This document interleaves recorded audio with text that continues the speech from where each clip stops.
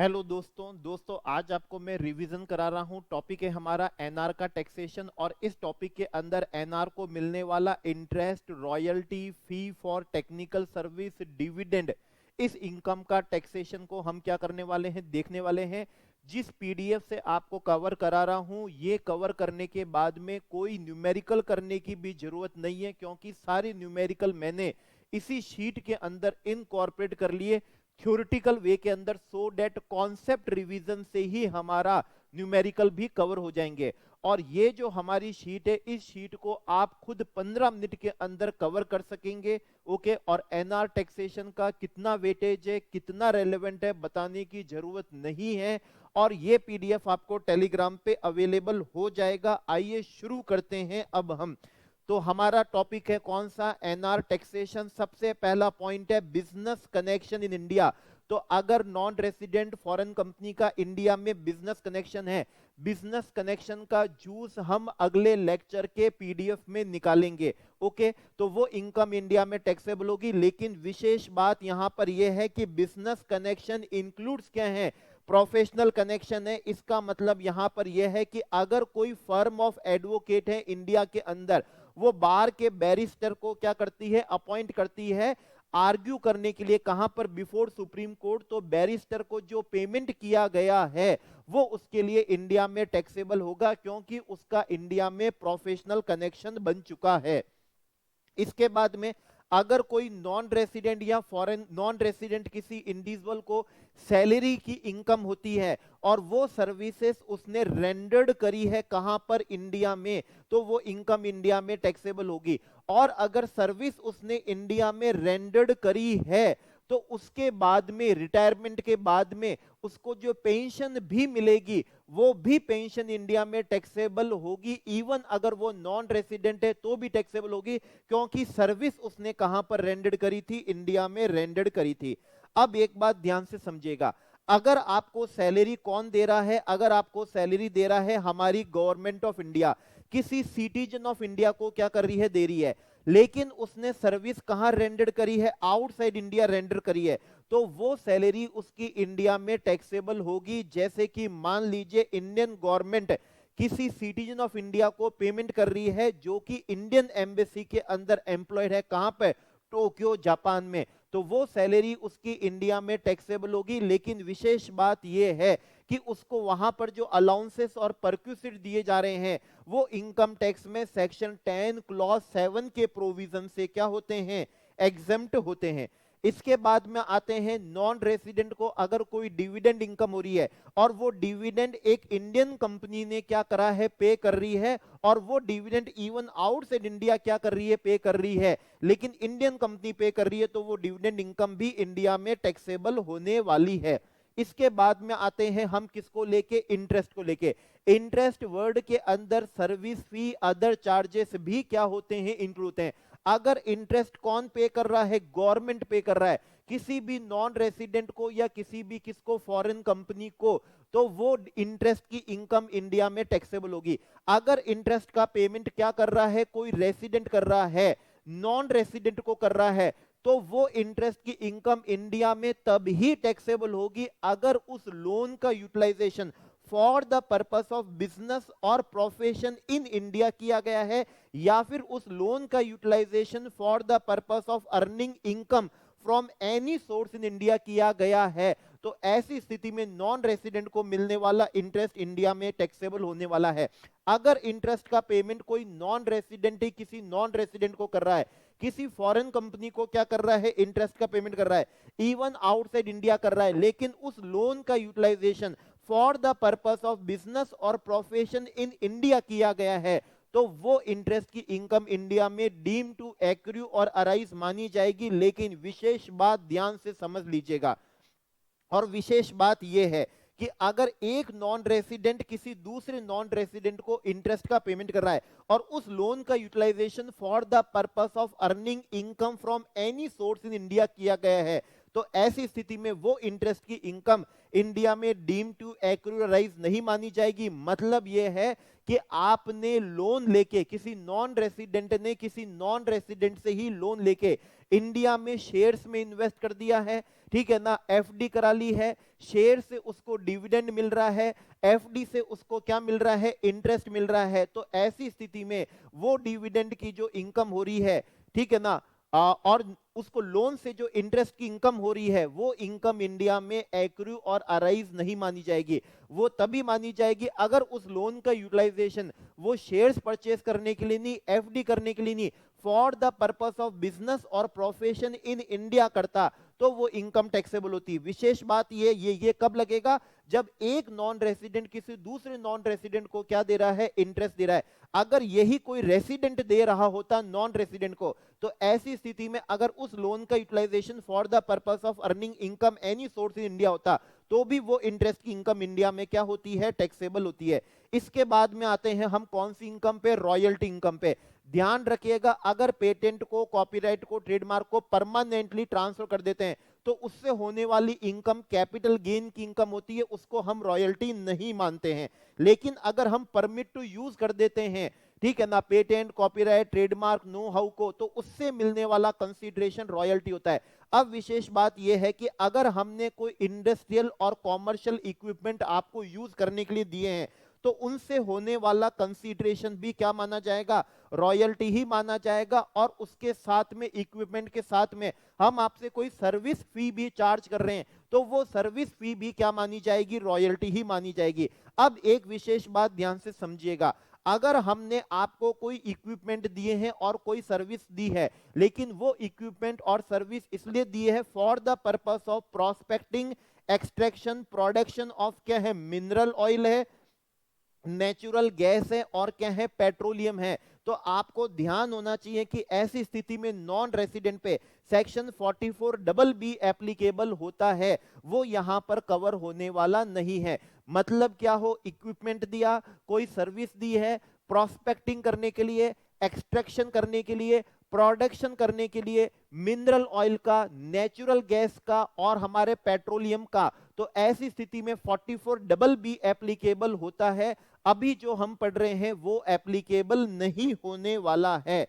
Okay, अगर हम क्या कर रहे हैं, सेल कर रहे हैं, डिस्ट्रीब्यूशन कर रहे हैं, एग्जीबिशन कर रहे हैं, ठीक है, सिनेमेटोग्राफी किसका, फिल्म का, तो उसका कंसीडरेशन भी क्या माना जाएगा, रॉयल्टी माना जाएगा। Sale, distribution, exhibition of cinematographic film है, उसका कंसीडरेशन भी रॉयल्टी होता है। कंप्यूटर सॉफ्टवेयर परचेस करने का कंसीडरेशन रॉयल्टी होता है। अगर इंडियन बैंक, ठीक है ना, फॉरेन सर्वर को पेमेंट कर रही है कि हर क्रेडिट कार्ड की स्वाइप की ट्रांजैक्शन को रिकॉर्ड करने के लिए, इवन वो सर्वर आउटसाइड इंडिया है, पेमेंट भी कहां कहां जा रहा है, बाहर ही किया जा रहा है, और जो इंडियन बैंक पेमेंट कर रही है वो सर्वर यूज नहीं कर रही है, ठीक है ना, कस्टमर क्या करते हैं, स्वाइप करते हैं, ऐसी स्थिति में भी वो कंसीडरेशन रॉयल्टी कहलाएगा। कंप्यूटर सॉफ्टवेयर ऑलवेज रॉयल्टी है। इंडियन बैंक फॉरेन सर्वर के लिए पेमेंट कर रही है to record the credit card swipe transaction, वो कंसीडरेशन भी नॉन रेसिडेंट के लिए रॉयल्टी माना जाएगा। और अगर कोई इंडियन टीवी चैनल्स हैं, वो फॉरेन सैटेलाइट वाले को पेमेंट कर रहे हैं डाउन लिंकिंग के लिए, फुटप्रिंट्स के लिए, तो वो कंसीडरेशन भी नॉन रेसिडेंट के लिए क्या माना जाएगा, नॉन रेसिडेंट के लिए रॉयल्टी ही क्या करी जाएगी, मानी जाएगी। डाउन लिंकिंग सिग्नल के लिए, इंटरनेशनल फुटप्रिंट्स के लिए पेमेंट इंडियन टीवी चैनल कर रही है, फॉरेन किसको कर रही है, सैटेलाइट को कर रही है, इंडिया में क्या करने के लिए, प्रोग्राम का ट्रांसमिशन करने के लिए, कंसीडरेशन क्या होगा, रॉयल्टी होगा। अब अगर रॉयल्टी का पेमेंट कौन कर रही है, गवर्नमेंट कर रही है किसी नॉन रेसिडेंट या फॉरेन कंपनी को, वो income always deem to accrue और अराइज इन इंडिया मानी जाएगी। अगर उसका पेमेंट कौन कर रहा है, रेसिडेंट कर रहा है, और आपने उसका utilization for the purpose of business profession in India करा है, या for the purpose of earning any source of income in क्या करा है, इंडिया करा है, तो ऐसी स्थिति में वो रॉयल्टी की इनकम ऑलवेज इंडिया में डीम टू एक्रू और अराइज मानी जाएगी। इवन अगर उसका पेमेंट कोई नॉन रेसिडेंट ही नॉन रेसिडेंट को कर रहा है, इवन आउटसाइड इंडिया भी कर रहा है, लेकिन उसका यूटिलाइजेशन, आपने उस सर्विस का यूटिलाइजेशन, उस इक्विपमेंट का utilization for the purpose of business और प्रोफेशन इन क्या करा है, इंडिया करा है, या फिर for the purpose of earning any source in income India करा है, तो वो रॉयल्टी की इनकम इंडिया में टैक्सेबल होगी। बस विशेष बात यह है कि जहां 44BB क्या होगा, एप्लीकेबल होगा मिनरल ऑयल के लिए, पेट्रोलियम के लिए, नेचुरल गैस के एक्सट्रैक्शन, प्रोडक्शन, प्रोस्पेक्टिंग के लिए, तो उसके लिए हम यहां पर 115A जो पढ़ रहे हैं, स्पेसिफिक प्रोविजन जो है वो उस पे क्या नहीं होगा, एप्लीकेबल नहीं होने वाला है। और एक बात ध्यान रख लेना, वो सिर्फ और सिर्फ बात इंटरेस्ट के लिए थी। एक एनआर ने दूसरे एनआर को क्या करा था, पेमेंट करा था, और उस लोन का यूटिलाइजेशन अगर उसने for the purpose of earning any source of income in India करा था, मतलब बिजनेस प्रोफेशन के लिए नहीं करा था, तो ऐसी स्थिति में वो इंटरेस्ट की इनकम को डीम टू एक्रू और अराइज इन इंडिया नहीं माना जाएगा। अब बात आती है फी for technical service. Technical service जिसको आप पेमेंट कर रहे हो, अगर वो उसके सैलरी हेड में टैक्सेबल है, तो ऐसी स्थिति में उस कंसीडरेशन को फी फॉर टेक्निकल सर्विस नहीं माना जाएगा। फी फॉर टेक्निकल सर्विस तब माना जाएगा जब कौन सी मैनेजरल सर्विस दी हो, कोई टेक्निकल सर्विस दी हो, कोई कंसल्टेंसी सर्विस क्या करी हो, दी हो। जैसे कि कोई मैनेजमेंट कंसल्टेंट है, उसको अगर हम पेमेंट कर रहे हैं तो वो क्या कहलाएगी, फी फॉर टेक्निकल सर्विस कहलाएगी। अगर हम कोई ड्राइंग और डिजाइन बनवा रहे हैं तो उसके लिए जो पेमेंट कर रहे हैं वो फी फॉर टेक्निकल सर्विस कहलाएगी। अगेन जिसको हम अगर पेमेंट, ये जो पेबल है, पेबल बाई क्या है, गवर्नमेंट है, नॉन रेसिडेंट या फॉरेन कंपनी को, तो वो fee for technical service India में डीम टू एक्रू और अराइज मानी जाएगी। अगर उसका पेमेंट कोई रेसिडेंट कर रहा है और उस टेक्निकल सर्विस का यूटिलाइजेशन, उस मैनेजरल सर्विस का यूटिलाइजेशन, उस कंसल्टेंसी सर्विस का utilization for the purpose of business और प्रोफेशन इन इंडिया किया गया है, तो ऐसी स्थिति में वो इनकम इंडिया में डीम टू एक्रू राइज मानी जाएगी। और अगर उस सर्विस का utilization for the purpose of earning any source of income in India किया गया है, तो भी वो सर्विस का consideration fee for technical service India में डीम टू एक्रू राइज मानी जाएगी। अगर इसका पेमेंट एक नॉन रेसिडेंट किसी दूसरे नॉन रेसिडेंट या फॉरेन कंपनी को कर रहा है और उस सर्विस का यूटिलाइजेशन इंडिया में for the purpose of business profession India किया गया है, तो वो इनकम इंडिया में एक्यूराइज मानी जाएगी। या फिर उस सर्विस का utilization for the purpose of earning any source of income है, तो भी वो इनकम इंडिया में एक्यूराइज मानी जाएगी। मतलब विशेष बात सिर्फ और सिर्फ किसके केस में था, इंटरेस्ट के केस में था। तो एग्जाम में आपको ध्यान रखना है, एक एनआर दूसरे एनआर को इंटरेस्ट का पेमेंट कर रहा है और उसका लोन का utilization earning any source of income के लिए किया गया है, तो सेक्शन 9 के हिसाब से वो इनकम एक्रू और अराइज नहीं मानी जाएगी, वो एक्यूराइज नहीं मानी जाएगी। अब एक विशेष बात ध्यान से सुनिएगा, बात कर रहा हूं सिर्फ और सिर्फ किसकी बात कर रहा हूं, मनी की बात कर रहा हूं। मनी हमने क्या करा है, गिफ्ट करा है। कहां पर करा है, आउटसाइड इंडिया क्या करा है, गिफ्ट करा है। हमने करा है मतलब हम कौन है, रेसिडेंट हैं, और जिनको करा है वो कौन है, नॉन रेसिडेंट फॉरेन कंपनी है। ध्यान रखिएगा, सिर्फ और सिर्फ मनी की बात कर रहा हूं, गिफ्ट की बात कर रहा हूं। दिया भी आउटसाइड इंडिया है, दिया हमने है, और दिया किसको है, नॉन रेसिडेंट को। बाहर हमने कोई cash, money, cheque, FD gift कर दी है, तो वो गिफ्ट इंडिया में डीम टू एक्रू और अराइज इन इंडिया मानी जाएगी, वो deem to accrue rise in India मानी जाएगी। बात सिर्फ और सिर्फ किसकी कर रहे हैं, मनी गिफ्ट की बात कर रहे हैं। तो अभी हमने इंटरेस्ट की, रॉयल्टी की, फी फॉर टेक्निकल सर्विस की बात करी है, जो इंडिया में एक्रू और अराइज मानी जाती है। विशेष बात यह है कि जिस नॉन रेसिडेंट को इंटरेस्ट का पेमेंट कर रहे हैं, रॉयल्टी का पेमेंट कर रहे हैं, फी फॉर टेक्निकल सर्विस का पेमेंट कर रहे हैं, उसका इंडिया में कोई fix place of business, business connection, residence है या नहीं है, इससे कोई फर्क नहीं पड़ता है।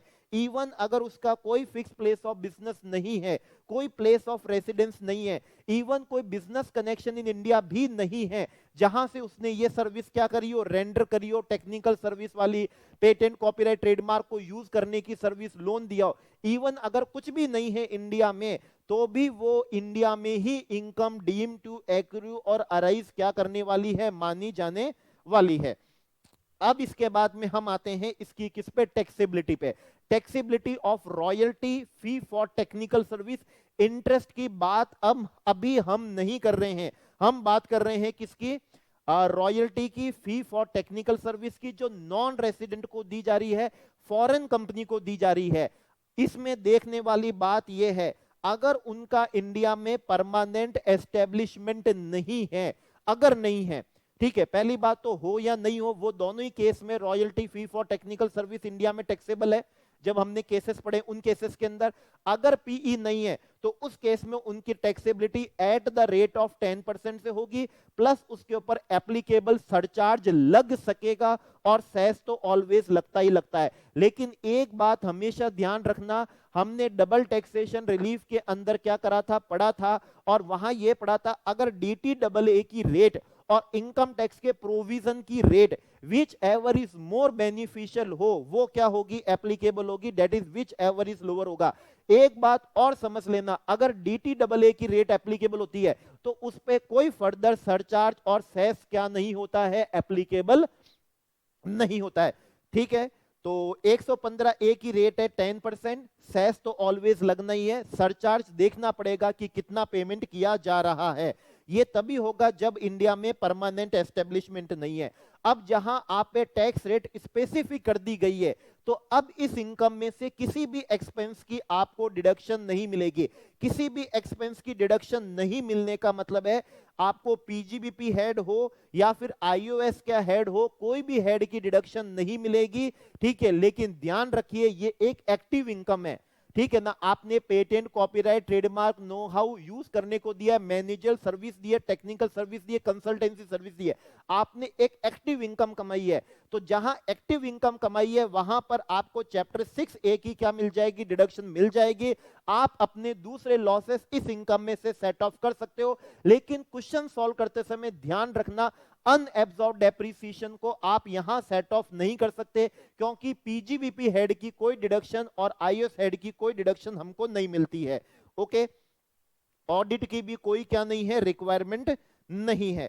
ये 10% का जो टैक्सेशन है, स्पेसिफिक टैक्सेशन है, क्वेश्चन सॉल्व करते समय विशेष ध्यान रख लेना कि 115A की एप्लीकेबिलिटी तभी हो पाएगी, 10% रेट तभी एप्लीकेबल हो पाएगी जब पेमेंट कौन कर रहा हो, गवर्नमेंट कर रही हो, ठीक है ना, गवर्नमेंट पेमेंट कर रही हो, या फिर कोई इंडियन कंसर्न पेमेंट कर रही है रॉयल्टी का, फी फॉर टेक्निकल सर्विस का। तो 10% का बेनिफिट तभी मिलेगा जब वो एग्रीमेंट जो इंडियन कंसर्न के साथ करा है वो सेंट्रल गवर्नमेंट से क्या होना चाहिए, अप्रूव्ड होना चाहिए। अगर सेंट्रल गवर्नमेंट से अप्रूव्ड नहीं है तो 115A में 10% जो स्पेसिफिक रेट है, लोअर रेट है, उस रेट का आपको क्या नहीं मिल सकेगा, बेनिफिट नहीं मिल सकेगा। फिर आपको नॉर्मल रेट से, नॉन रेसिडेंट फॉरेन कंपनी को उसकी नॉर्मल रेट से इंडिया में टैक्सेशन क्या करना पड़ेगा, पे करना पड़ेगा। और एग्रीमेंट की भी जरूरत नहीं है, सेंट्रल गवर्नमेंट के अप्रूवल की भी जरूरत नहीं है। अगर वो किस में कवर हो रहा है, अंडर इंडस्ट्रियल पॉलिसी में क्या हो रहा है, कवर हो रहा है, तो उस केस में एग्रीमेंट की भी जरूरत नहीं है। अगर इंडस्ट्रियल पॉलिसी में नहीं है तो सेंट्रल गवर्नमेंट की अप्रूवल की क्या होती है, जरूरत होती है, तो ही 10% का क्या मिलता है, बेनिफिट मिलता है। और अगर टीडीएस काट दिया गया है तो रिटर्न ऑफ इनकम फाइल करने की भी क्या नहीं है, कोई भी जरूरत नहीं होगी। लेकिन ये सब तब हुआ जब इंडियन कंसर्न ने पेमेंट करा और एग्रीमेंट गवर्नमेंट से अप्रूव्ड हो, या अंडर इंडस्ट्रियल पॉलिसी हो, या फिर गवर्नमेंट खुद royalty fee for technical service का पेमेंट कर रही है, प्लस उनका नॉन रेसिडेंट का, फॉरेन कंपनी का इंडिया में क्या नहीं है, पीई नहीं है, तो यहां पर लोअर रेट का आपको रिलैक्सेशन मिलेगा। लेकिन अगर उनका इंडिया में परमानेंट एस्टेब्लिशमेंट है और उन्होंने जो अपनी सर्विस दी है, मैनेजरियल सर्विस दी है, टेक्निकल सर्विस दी है, कंसल्टेंसी सर्विस दी है, patent, copyright, trademark, know how, industrial, commercial equipment, उन्होंने जो आपको क्या करे हैं, प्रोवाइड करे हैं, सर्विस फी जो चार्ज करी है, वो इफेक्टिवली क्या है, कनेक्टेड है उस पीई से, वो इफेक्टिवली क्या है, कनेक्टेड है उस पीई से, वो इफेक्टिवली कनेक्टेड है इंडिया के फिक्स प्लेस ऑफ किससे, प्रोफेशन से। अगर कनेक्टेड हैं तो ऐसी स्थिति में 115A एप्लीकेबल नहीं होगा, 44DA एप्लीकेबल होगा। और 44DA एप्लीकेबल होता है तो टैक्सेशन क्या होता है, नॉर्मल होता है। अगर आप फॉरेन कंपनी हो तो 40% की रेट है, और फॉरेन कंपनी नहीं हो तो जो भी आप पे नॉर्मल रेट है इनकम टैक्स में वो एप्लीकेबल होगी, प्लस एप्लीकेबल सरचार्ज, सेस तो हमेशा लगता ही लगता है। लेकिन ये तभी होगा जब इंडिया में पीई हो और आपने जो सर्विस दी है वो सर्विस उस पीई से, उस फिक्स प्लेस ऑफ बिजनेस से, उस फिक्स प्लेस ऑफ प्रोफेशन से इफेक्टिवली क्या होनी चाहिए, कनेक्टेड होनी चाहिए, तो ही 44DA एप्लीकेबल होगा। और जब 44DA एप्लीकेबल होगा तो 115A क्या नहीं होगा, एप्लीकेबल नहीं होगा। अब वो इनकम आपको पीजीबीपी हेड में टैक्सेबल होगी। जब नॉर्मल टैक्सेशन होगा तो आपको एक्सपेंसेस की भी डिडक्शन मिल जाएगी। आपको उन एक्सपेंसेस की डिडक्शन मिलेगी जो एक्सपेंसेस आपने होली एंड एक्सक्लूसिवली इंडिया के fix place of business, fix place of profession, permanent establishment के लिए जो किए हैं होली एंड एक्सक्लूसिवली, तो ही आपको डिडक्शन मिलेगी। और दूसरा, आप जो अपने हेड ऑफिस को या फिर अदर ब्रांचेस को जो रिम्बर्समेंट ऑफ क्या कर रहे हैं, एक्सपेंसेस कर रहे हैं जो इंडिया के लिए किए गए हैं, एक्चुअल एक्सपेंसेस जो इंडिया के पीई के लिए किए गए हैं, उनका आप एक्चुअल रिइंबर्समेंट कर रहे हो तो उसकी आपको डिडक्शन मिल जाएगी। एल्स और कोई डिडक्शन आपको नहीं मिलेगी। और कोई नहीं मिलने का मतलब है ऐसा कोई एक्सपेंडिचर जो होली एक्सक्लूसिवली फॉर द क्या है पीई इन इंडिया के लिए नहीं है, ठीक है ना, Holi exclusively fix place of business, fix place of profession India के लिए नहीं है, या फिर आप जो रिम्बर्समेंट कर रहे हो वो एक्चुअल एक्सपेंसेस का नहीं है, ठीक है ना, अदर रिम्बर्समेंट जो कर रहे हो तो आपको उसकी डिडक्शन मिलने वाली नहीं है, ठीक है। एल्स आपको डिडक्शन मिल जाएगी।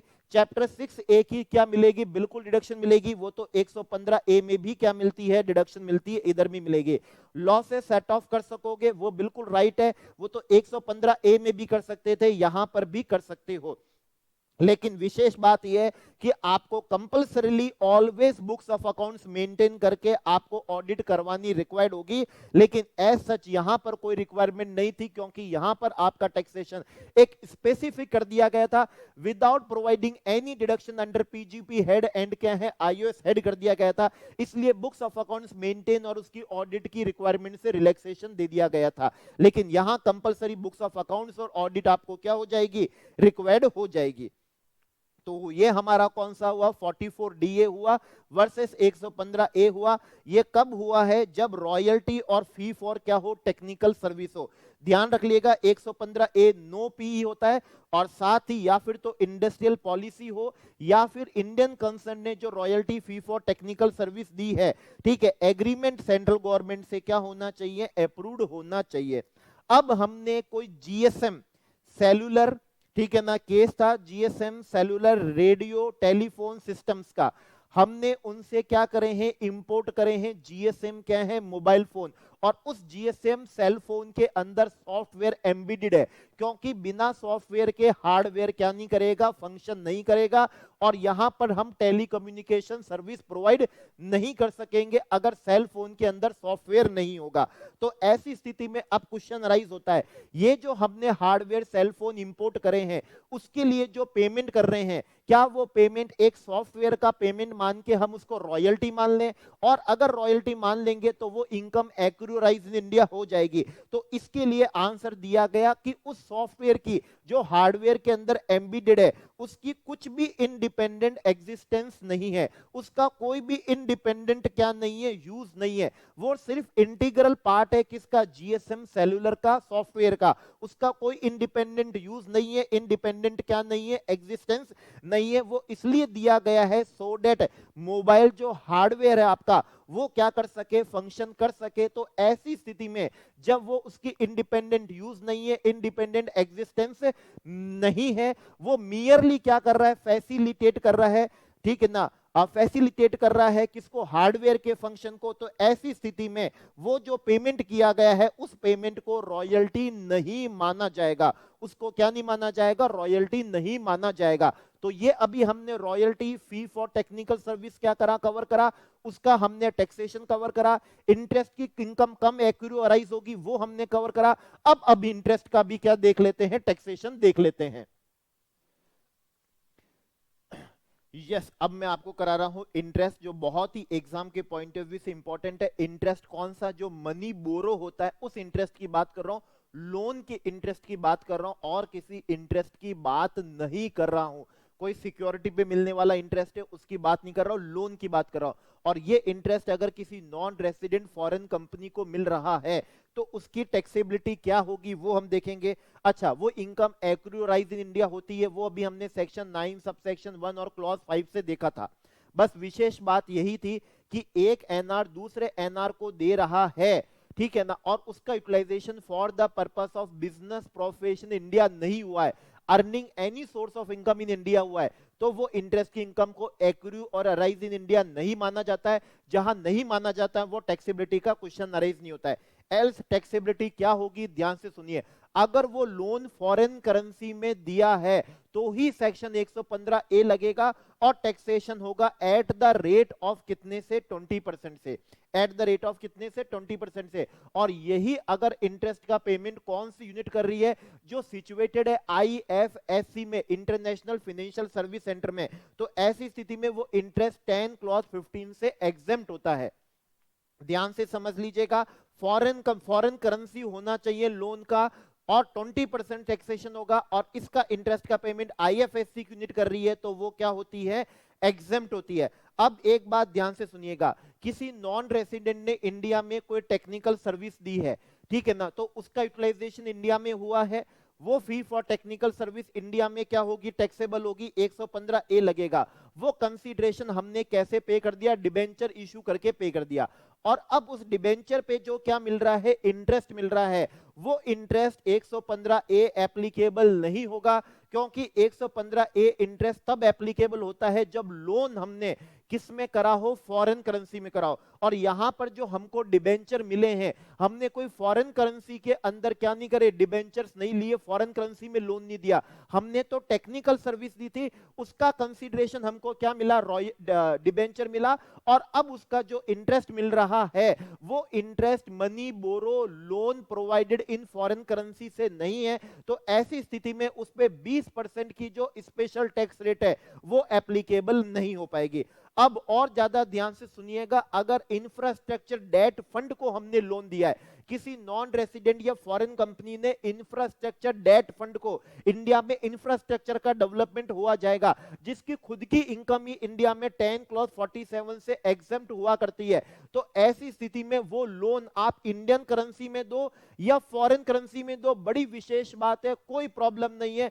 115 ए के अकॉर्डिंग उसका टैक्सेशन 5% होगा। बस फोकस करना है किस पे, इंफ्रास्ट्रक्चर पे, जो खुद ही एग्जेम्प्ट हुए पड़े हैं। तो इवन लोन इंडियन करेंसी में भी दे दो तो भी 5% टैक्सेशन होगा, और फॉरेन करेंसी में दोगे तो भी क्या होगा, 5% ही क्या होगा, टैक्सेशन होगा। इसके बाद में अगर लॉन्ग टर्म बॉन्ड इशू किए जा रहे हैं या फिर रूपी डिनोमिनेटेड बॉन्ड इशू किए जा रहे हैं, कौन से लॉन्ग टर्म बॉन्ड या रूपी डिनोमिनेटेड बॉन्ड है, और वो आपने फॉरेन करेंसी में क्या करा है, इन्वेस्ट किया है, तो ऐसी स्थिति में उस बॉन्ड से मिलने वाला इंटरेस्ट आपको इंडिया में 5% की रेट से क्या होने वाला है, टैक्सेबल होने वाला है। और अगर वो बॉन्ड जो आईएफएससी में लिस्टेड है, ठीक है ना, लिस्टेड है, उनसे मिल रहा है, तो वहां टैक्सेशन की रेट 5% की जगह क्या हो जाएगी, 4% हो जाएगी। अगर वो ब्याज आपको जिससे मिल रहा है वो आईएफएससी की यूनिट से मिल रहा है और वो यूनिट खुद स्टॉक एक्सचेंज में क्या लिस्टेड है, तो इंस्टेड ऑफ 5% कितना हो जाएगा, 4% होगा। बस ध्यान रखना, वो जो रूपी डिनोमिनेटेड बॉन्ड है, लॉन्ग टर्म बॉन्ड है, वो इन्वेस्टमेंट किस में होना चाहिए, फॉरेन करेंसी में होना चाहिए। अब बात आते हैं किनके, हाथी इन्वेस्टर्स की, फॉरेन इंस्टीट्यूशनल इन्वेस्टर्स हैं, हाथी इन्वेस्टर्स हैं, क्यूएफआई हैं, ठीक है। तो अगेन देख लीजिए, दो फीलिंग्स बना देता हूं, एक तो समझ लो इंफ्रास्ट्रक्चर हमारा पर्पस, और दूसरे हाथी इन्वेस्टर्स हैं। इनके केस में इंडियन करेंसी हो या फॉरेन करेंसी हो, दोनों ही स्थिति में टैक्सेशन कितना होगा, 5% होगा। बाकी रूपी डिनोमिनेटेड बॉन्ड और लॉन्ग टर्म बॉन्ड में फॉरेन करेंसी हो तो ही 5% होगा, और बाकी अदर जो लोन होते हैं फॉरेन करेंसी हो तो 20% क्या होगा, टैक्सेशन होगा। ठीक है, ये बात बड़ी ध्यान रखने की है। याद करने का तरीका बता देता हूं, इंफ्रास्ट्रक्चर जो खुद ही एग्जेम्प्ट हुए पड़े हैं, और ये जो हाथी इन्वेस्टर्स हैं, इंडियन करेंसी हो तो भी कितना होगा, 5% ही क्या होगा, टैक्सेशन होगा। ये एक पैसिव इनकम है, ठीक है ना, बैठे बैठे कमा रहे। एक्टिव इनकम तो कौन सी होती है, टेक्निकल सर्विस दो, मैनेजर सर्विस दो, कंसल्टेंसी दो आप, ठीक है ना, पेटेंट कॉपीराइट ट्रेडमार्क यूज करने के लिए दो, रॉयल्टी लो, फी फॉर टेक्निकल सर्विस लो। ये जो आप ब्याज कमा रहे हो, ये एक बैठे बैठे पैसिव इनकम है। तो बैठे बैठे इनकम कमाने पे उस इंटरेस्ट में आपको कोई डिडक्शन नहीं मिलेगी, चाहे वो पीजीबीपी हेड हो। पीजीबीपी मिलनी नहीं है क्योंकि ये स्पेसिफिक रेट है, आईओएस में भी नहीं मिलनी है। विशेष बात यह है कि यहां पर तो इसमें से चैप्टर 6A में से भी नहीं मिलनी है। रॉयल्टी के केस में तो चैप्टर 6A की मिल रही थी, फी फॉर टेक्निकल सर्विस में चैप्टर 6A की मिल रही थी, लेकिन इंटरेस्ट तो एक पैसिव इनकम है। कौन सी इनकम है? पैसिव। ये एक एक्टिव इनकम थी, ये भी एक एक्टिव इनकम थी, लेकिन इंटरेस्ट पैसिव इनकम है। तो ऐसी स्थिति में इंटरेस्ट में से आपको चैप्टर 6A की क्या नहीं मिलेगी? डिडक्शन नहीं मिलेगी। ओके, रिटर्न फाइल करना भी रिक्वायर्ड नहीं है। अगर इनको सिर्फ इंटरेस्ट की इनकम में रिटर्न फाइल करना रिक्वायर्ड नहीं है, लेकिन विशेष बात ये है, ये नहीं कि टीडीएस कटाओ। खास बात है कि ये जो रेट पड़ी है ना 20%, 5%, 4%, इस रेट से कम रेट से टीडीएस नहीं कटाओ। मतलब टीडीएस कटा हो लेकिन at a rate not less than the rate 115A में जो बताई गई है। अगर उससे कम रेट से क्या कटा है? टीडीएस कटा है, क्योंकि डीटीडब्ल्यूए एप्लीकेबल था, वहां पर रेट इससे भी क्या दी गई थी? कम दी गई थी, तो उस रेट से टैक्सेशन हुआ, तो टीडीएस भी कम रेट से कटा। तो ऐसी स्थिति में रिटर्न फाइल करना रिक्वायर्ड हो जाएगा। बड़ी विशेष बात है कि रिटर्न तभी फाइल नहीं करना है जब टीडीएस हुआ हो इंटरेस्ट पे, और वो भी TDS at a rate not less than rate जो स्पेसिफाइड है 115A में। तो फिर क्या हो जाएगा? रिटर्न फाइल करना रिक्वायर्ड नहीं है। सेट ऑफ तो आपका राइट है, चाहे रॉयल्टी हो तो भी सेट ऑफ पॉसिबल है, फी फॉर टेक्निकल सर्विस में भी सेट ऑफ पॉसिबल है, और इंटरेस्ट में से भी क्या है? सेट ऑफ क्या है? पॉसिबल है। अब एक विशेष बात समझिएगा, जैसे कि मान लीजिए ये एक विदेशी बैंक है, फॉरेन बैंक है, बैंक ऑफ अमेरिका, लेकिन उसका इंडिया में परमानेंट एस्टेब्लिशमेंट है, ब्रांच है। वो इंडिया में बिजनेस ऑपरेशन करती है, लोन एंड एडवांसेस देती है, और क्या कमाती है? ब्याज कमाती है। ऑब्वियसली बात है कि वो ब्याज आप इंडिया के पीई से कमा रहे हो, तो वो ब्याज की इनकम इंडिया में टैक्सेबल होनी ही होनी है। इस पे कोई भी क्वेश्चन इफ एंड बट लगता नहीं है। लेकिन विशेष बात क्या है यहां पर? ये है, अब ये जो ब्रांच इंडिया की ब्रांच है, इनके किसी बाहर के हेड ऑफिस को या फिर बाहर किसी दूसरी ब्रांच को ये क्या करते हैं? इंटरेस्ट का पेमेंट कर रहे हैं, क्योंकि उनसे लोन लिया होगा और इंडिया में लोन दिया होगा। इंडिया में लोन देके ब्याज कमाया तो वो तो इंडिया में टैक्सेबल हो गया, लेकिन अब ये उनको क्या कर रहे हैं? ब्याज जो क्या कर रहे हैं? दे रहे हैं। किनको? बाहर जो इनके हेड ऑफिस है और दूसरी ब्रांच है। अब सवाल ये बनता है, क्या वो ब्याज की इनकम उस हेड ऑफिस को और दूसरी ब्रांच को जो आउट इंडिया है, क्या वो इंडिया में टैक्सेबल होगी? आंसर इज यस, वो इंडिया में टैक्सेबल होगी, और इनको टीडीएस काटना पड़ेगा, तभी इसको उसकी क्या मिलेगी? डिडक्शन मिलेगी। अगर ये टीडीएस नहीं काटेंगे तो एक्सपेंडिचर तो डिसअलाउ हो ही जाएगा और पेनल्टी भी लग जाएगी। विशेष बात ये है हमारे यहां पर कि ये तो टैक्सेबल होना ही होना था। विशेष बात है कि बाहर जो आपका हेड ऑफिस है और बाहर जो आपकी कोई ब्रांच है, उसको अगर आपने क्या दिया है? ब्याज दिया है, तो वो ब्याज की इनकम इंडिया में टैक्सेबल होगी, और आपको टीडीएस काटोगे तो ही आपको उसकी क्या मिलेगी? डिडक्शन मिलेगी। अब हम इसके बाद में आते हैं किसके टैक्सेशन पे? डिविडेंड के। रॉयल्टी का टैक्सेशन भी देख लिया, फी फॉर टेक्निकल सर्विस का देख लिया, इंटरेस्ट का भी देख लिया, और इंटरेस्ट में यह भी देख लिया कि जहां पर इंफ्रास्ट्रक्चर डेट क्या थे? फंड थे, या फिर हाथी इन्वेस्टर थे, तो वहां पर इंडियन करेंसी हो या क्या हो? फॉरेन करेंसी हो, दोनों स्थिति में ही टैक्सेशन की रेट कितनी थी? 5% थी। ये एक विशेष बात है। बाकी केस में फॉरेन करेंसी होगा तो 20% टैक्सेशन होगा, और रुपी डिनोमिनेटेड क्या होंगे? बॉन्ड होंगे, या लॉन्ग टर्म क्या होंगे? बॉन्ड होंगे, फॉरेन करेंसी में होंगे। 5% की रेट से क्या होने वाला है? टैक्सेशन होने वाला है। अब हम पढ़ते हैं नॉन रेसिडेंट को, फॉरेन कंपनी को डिविडेंड इनकम है, और वो डिविडेंड इनकम का टैक्सेशन किस रेट से होगा, और वो स्पेसिफिक रेट कब एप्लीकेबल होने वाली है? आइए वो हम क्या करते हैं? देखते हैं। यस, अब बता रहा हूं डिविडेंड का टैक्सेशन एग्जाम में आने के चांसेस हैं। बड़े ध्यान से सुन लेना डिविडेंड का टैक्सेशन कैसे किया जाता है। तो डिविडेंड मिल रहा है, उसका टैक्सेशन होगा एट द रेट ऑफ कितने से? 20% से। लेकिन ये कब होगा? ये जानना बड़ा क्या है? जरूरी है। सुनिएगा, जैसे कि स्पेशल पर्पस व्हीकल है, स्पेशल पर्पस व्हीकल ने डिविडेंड दिया किसको? बिजनेस ट्रस्ट को। ऑलवेज एग्जेम्प्ट होता है, चाहे स्पेशल पर्पस व्हीकल ने 115BAA कंसेशनल रेट ऑप्ट करी हो तो भी एग्जेम्प्ट होगा बिजनेस ट्रस्ट को, और नहीं करी हो तो भी क्या होगा? एग्जेम्प्ट होगा। अब बिजनेस ट्रस्ट उसका डिस्ट्रीब्यूशन किसको करेगी? यूनिट होल्डर को। अगर वो यूनिट होल्डर एनआर है और फॉरेन कंपनी है, तो उसके लिए वो टैक्सेबल तब ही होगा जब स्पेशल पर्पस व्हीकल ने 115 बी डबल ए क्या करा हो, opt 115 B double A opt कराओ। अगर ऑप्ट करा है तो यूनिट होल्डर के हैंड में टैक्सेबल होगा, नहीं करा है तो यूनिट होल्डर के हैंड में भी क्या हो जाएगा, एग्जेम्प्ट हो जाएगा। और अगर जब एग्जेम्प्ट हो जाएगा तो टैक्सेशन का क्वेश्चन ये राइज नहीं होगा, और जब 115 बी डबल ए ऑप्ट करा होगा तो टैक्सेबल होगा, और टैक्सेबल होगा तो क्वेश्चन अराइज होगा क्या रेट, और रेट होगी एट द रेट ऑफ कितने से, 20% से। ध्यान कर लीजिएगा, कंफ्यूज मत होइएगा कि उस unit holder non resident foreign company ने बिजनेस ट्रस्ट में इन्वेस्टमेंट फॉरेन कंपनी करेंसी में करा है या इंडियन करेंसी में करा है, दोनों ही केसेस में taxation at the rate of कितने से होंगे, 20% से होंगे। अब अगर किसी नॉन रेसिडेंट या फॉरेन कंपनी ने इंडिया में क्या करे हैं, शेयर्स लिए हैं, शेयर्स में इन्वेस्टमेंट करा है और वहां से उसको क्या मिल रहा है, डिविडेंड मिल रहा है, मतलब वो एक शेयर होल्डर है। ध्यान मत दीजिएगा कि इन्वेस्टमेंट उसने फॉरेन करेंसी या इंडियन करेंसी में करा है, दोनों ही केसेस में टैक्सेशन कितने से होगा, 20% से होगा। विशेष बात बस यहां ध्यान देनी है कि ये ध्यान ही नहीं देना है कि फॉरेन करेंसी थी या इंडियन करेंसी थी, लेकिन हां अगर आप एक यूनिट होल्डर हो नॉन रेसिडेंट या फिर कौन से फॉरेन कंपनी, और आपने इन्वेस्टमेंट कराए म्यूचुअल फंड की यूनिट्स में, म्यूचुअल फंड जिसकी खुद की इनकम 10 क्लॉज 23D से एग्जेम्प्ट होती है, और वो इन्वेस्टमेंट अगर फॉरेन करेंसी में करा है तो taxation at the rate of क्या होगा, 20% होगा। मतलब शेयर्स के केस में इंडियन करेंसी फॉरेन करेंसी दोनों ही 20%, बिजनेस ट्रस्ट से मिलने वाला डिविडेंड अगर टैक्सेबल है तो भी क्या होगा, 20%, चाहे इंडियन करेंसी फॉरेन करेंसी। लेकिन यूनिट्स ऑफ म्यूचुअल फंड के केस में 20% तभी होगा जब आपने वो इन्वेस्टमेंट यूनिट्स एक्वायर करी होगी, किसमें, फॉरेन करेंसी में, तो ही 20% होगा, एल्स क्या नहीं होगा, 20% नहीं होगा।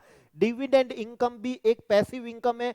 अगेन पैसिव इनकम कमाने के लिए कोई डिडक्शन नहीं मिलेगी, ना पीजीपी हेड में, ना आईओएस हेड में, और ना ही चैप्टर किसमें, 6A के अंदर। हाँ, सेट ऑफ वेट ऑफ आपका राइट है, लॉसेस को इससे सेट ऑफ करना कर सकते हो, लेकिन ध्यान रखना पीजीपी हेड में होता है अनएब्सॉर्ब्ड डेप्रिसिएशन, तो वो आप क्या नहीं कर सकोगे, सेट ऑफ नहीं कर सकोगे। अगेन रिटर्न फाइल करना रिक्वायर्ड नहीं है, ठीक है ना। सेम बात है जो पैसिव इनकम ब्याज में थी, सेम वो पैसिव इनकम डिविडेंड के लिए भी है।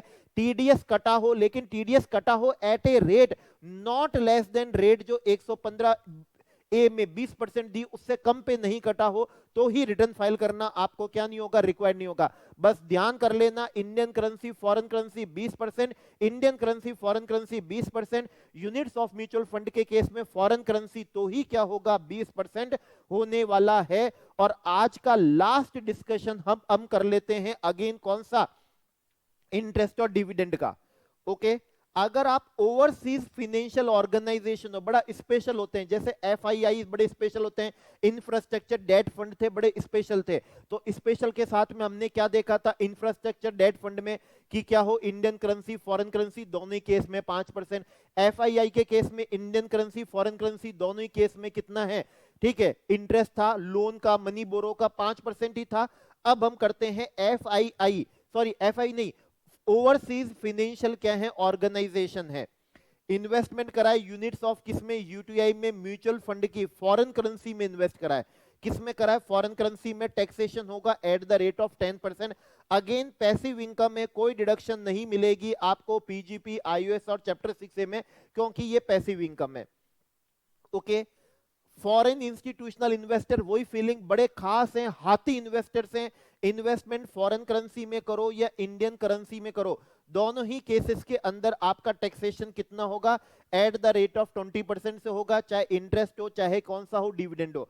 अच्छा, ये कौन सा है, ये सिक्योरिटी से मिलने वाला क्या है, इंटरेस्ट है, सिक्योरिटी से मिलने वाला क्या है, इंटरेस्ट है। वो मनी बोरो क्या था, लोन का था, तो वहां 5% था, यहां पर 20% है। अगेन पैसिव इनकम है, कोई भी डिडक्शन आपको नहीं मिलेगी। बस ध्यान रखना एफआईआई के केस में मनी बोरो हो तो 5% है, और अगर किसी सिक्योरिटी में करा तो टैक्सेशन कितना है, 20% है। दोनों ही केसेस, चाहे इंडियन करेंसी हो चाहे कौन सी हो, फॉरेन करेंसी हो, दोनों ही केस में नहीं मिलेगी डिडक्शन पीजीपी हेड की, नहीं मिलेगी आईओएस की, और नहीं मिलेगी चैप्टर 6 से, क्योंकि पैसिव इनकम है। अब अगर कोई भी नॉन रेसिडेंट या फॉरेन कंपनी है, इंडिया में इन्वेस्टमेंट करता है, जैसे फॉरेन करेंसी कन्वर्टेबल बॉन्ड होते हैं, फॉरेन करेंसी एक्सचेंजेबल बॉन्ड होते हैं, जीडीआर होते हैं। लेकिन ध्यान रखना ये जीडीआर उस कंपनी के हैं जो इंडिया में क्या है, लिस्टेड है।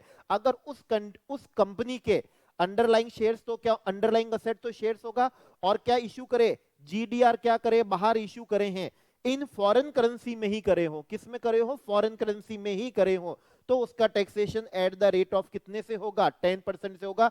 चाहे बॉन्ड का इंटरेस्ट हो तो भी 10% है, जीडीआर का डिविडेंड है तो भी क्या है, 10% है। बस विशेष बात है एफआईआई में, एफआई में विशेष बात है, इंडियन करेंसी फॉरेन करेंसी दोनों केस में हो जाएगा।